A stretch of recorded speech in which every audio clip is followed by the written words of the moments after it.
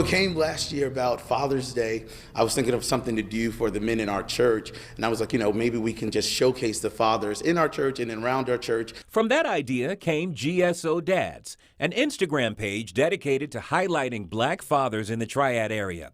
Bill Russell says since last Father's Day, they've featured dozens of men showing the joy of fatherhood among men who don't always get credit for being present. U.S. Census data shows more than 74% of white children live with two parents.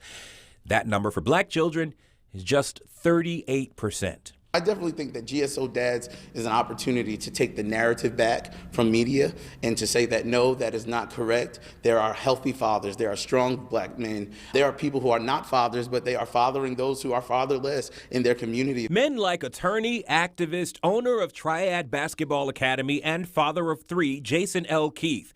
He's been featured twice. You see these positive images. It makes it cool to be a dad. That's what we need to get back to, the time where it's cool to be a dad.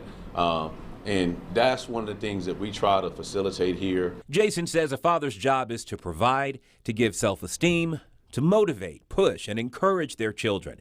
When a child falls, dad is supposed to be right there to pick them up. I think that the father is really what kids aspire to be like, especially little brown boys. And I think that if without that role, that a lot of times they're lost. He's like many of the black men I've spoken with who say right now it is tough being a black father.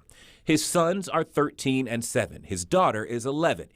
He's already had the talk with his oldest at least 4 times. As a black father, you want to promote having your kids understand the importance of their role as a young black man, but you also want to promote them understanding that there are certain restrictions and certain differences they're going to have to identify as young black kids. So in this time, I think it's important to showcase black fathers that they are in the home, that they are involved in their children's life, and just change the awareness about black men. And it's now becoming a movement. When we saw that there was a pull from Charlotte and Raleigh, we were like, okay, let's do RDU, and let's also do Charlotte CLT Dads. We have about, I think, like 30 to 40 fathers that are still waiting to be put on these sites. In black and white, Tracy Clemens, Fox 8 News.